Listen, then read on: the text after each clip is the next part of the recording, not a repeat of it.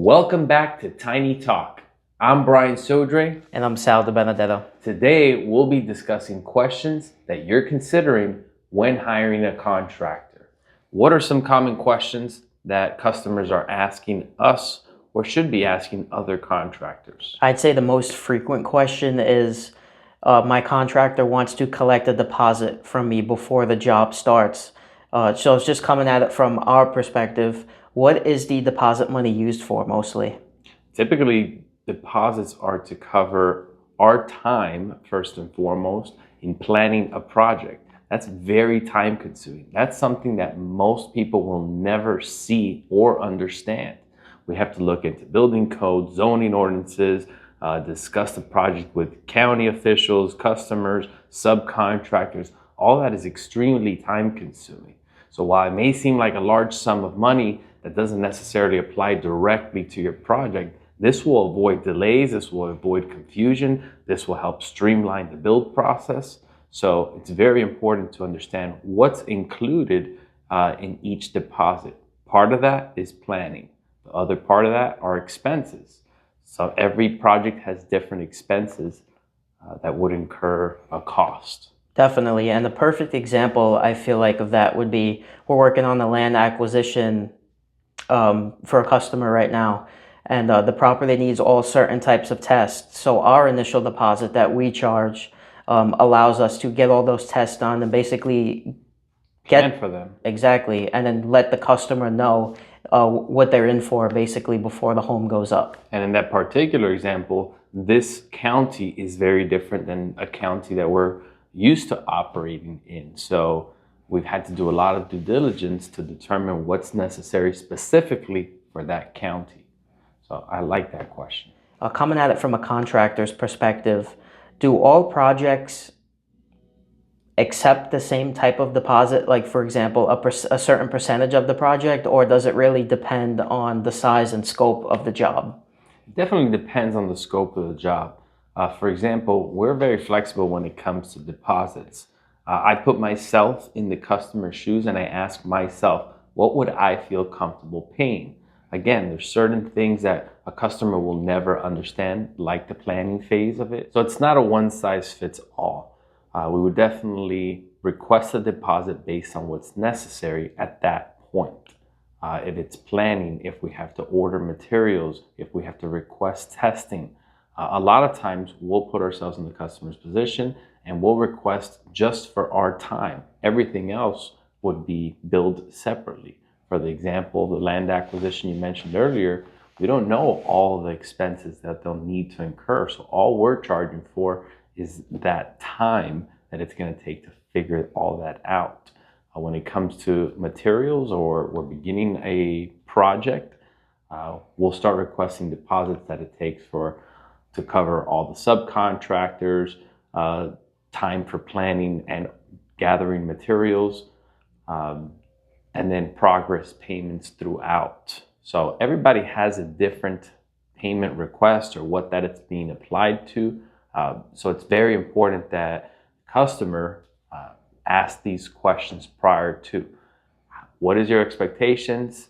And are you open and willing to negotiate? I'm all about reducing the customer's liability, the customer's exposure, where one, as a contractor, I'm not going to refund any money because that covered all the things that we discussed. And I'm not over requesting money.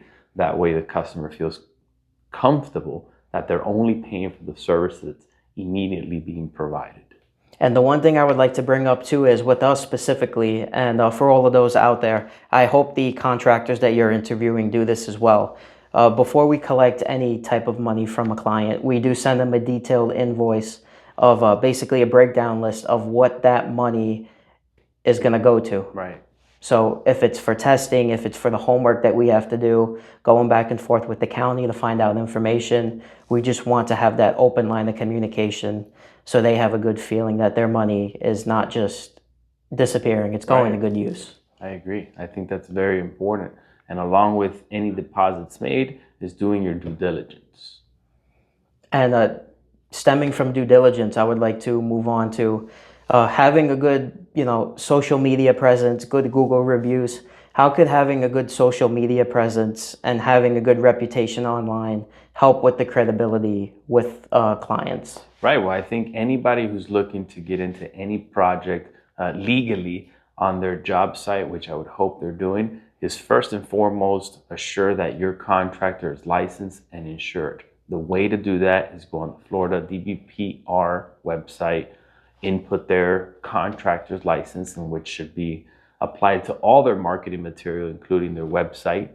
So it should be readily available to find, including invoices. That's number one. Assure that they're active, assure that there's no problems with their licenses. And second, they're insured. Typically, any projects that we take on, we'll provide that insurance at the time the project starts. But if they request for it sooner, we're open and willing to provide it, and any other contractor should as well.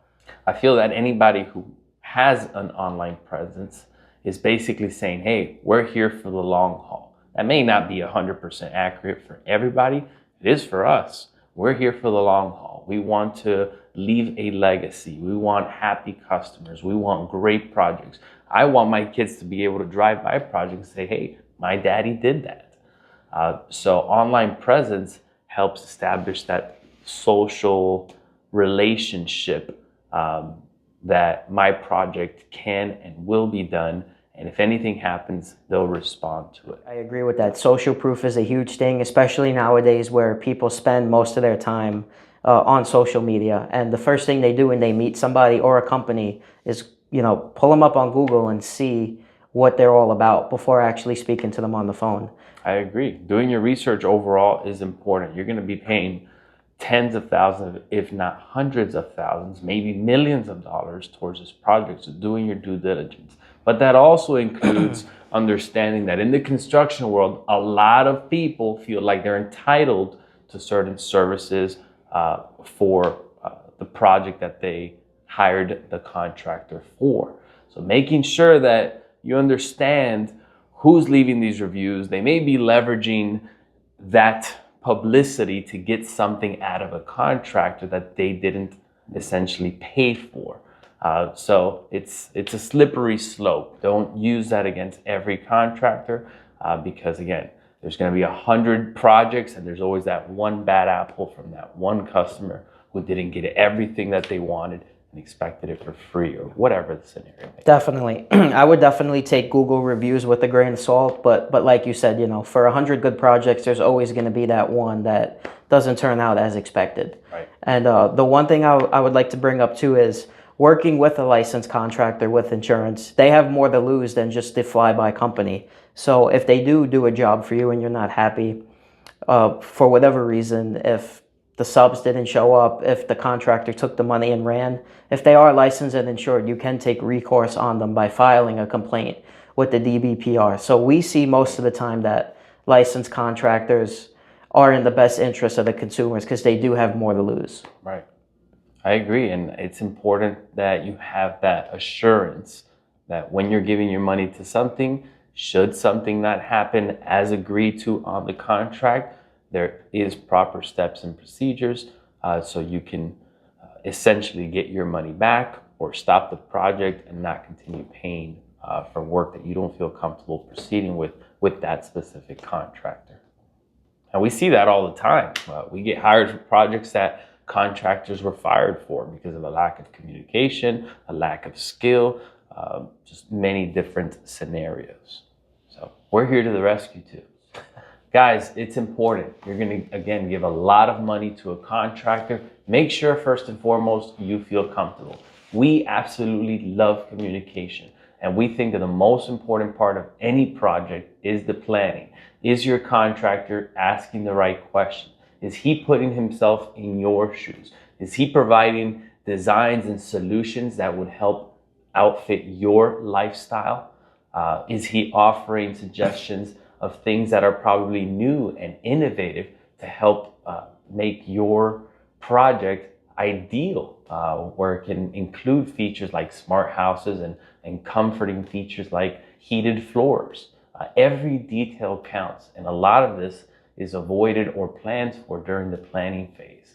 Obviously, if you want to take it to another level and your budget allows, hiring a very, very, very good interior designer or designer in general to outfit your project, it would be ideal.